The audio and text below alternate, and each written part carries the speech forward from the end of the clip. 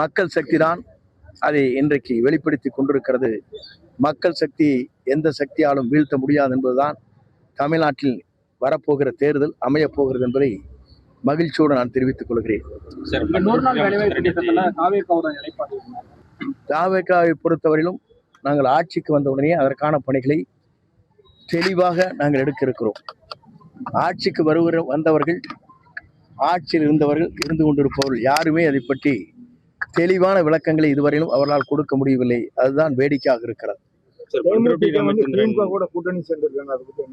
அது அவருடைய விருப்பம்.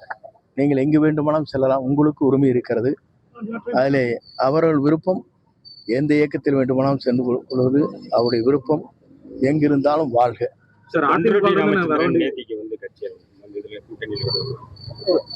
ஒவ்வொருவரும் ஒரு இயக்கத்தை ஆரம்பிக்கிறார்கள்.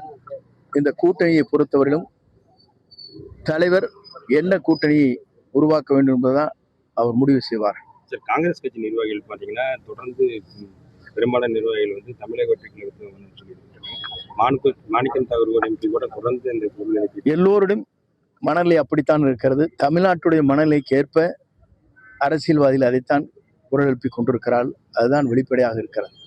5000 ரூபாய் பணம் போட்டாங்க. அதுக்கப்புறம் நேற்று பார்த்தீங்கன்னா கோடைகால சிறப்பு தொகை வருஷம் கொடுக்கணும்னு சொல்லி இந்த இத்தனை வருஷமா கோடைகால இப்போ இந்த வருஷம் மட்டும் பணம்னு சொல்லிட்டு எப்படி பார்க்குறீங்க?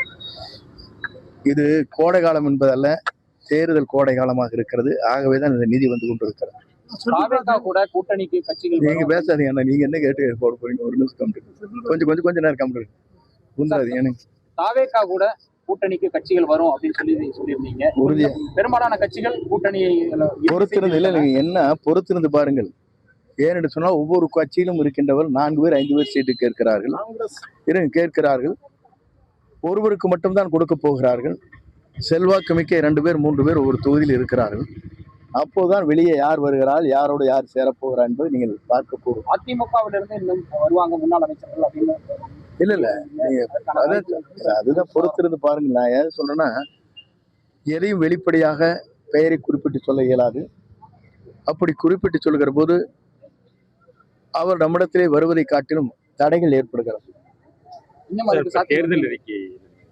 தேர்தல் அறிக்கை நம்முடைய தமிழக வெற்றி கழகத்தின் தலைவர் தளபதி அவர்கள் அதை ஆய்வு செய்து கொண்டிருக்கிறார்கள்.